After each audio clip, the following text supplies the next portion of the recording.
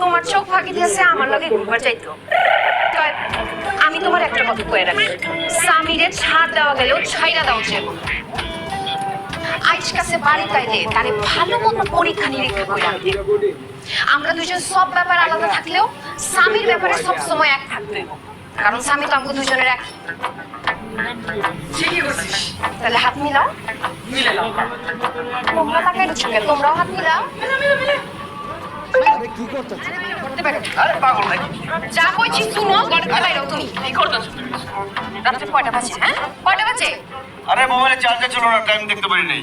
মোবাইলে চার্জার ছিল না, না মোবাইলটা বন্ধ করে অন্য কারোর সাথে দেখা করতে গেছিলা? হ্যাঁ, কই গেছিলা তুমি? সত্যি করে কও দি। আরে কি ধরনের কথা বল? সন্দেহ করতেছো নাকি তুমি আমারে? তুমি তো থানা দারোগার মতো জেরা করতেছো।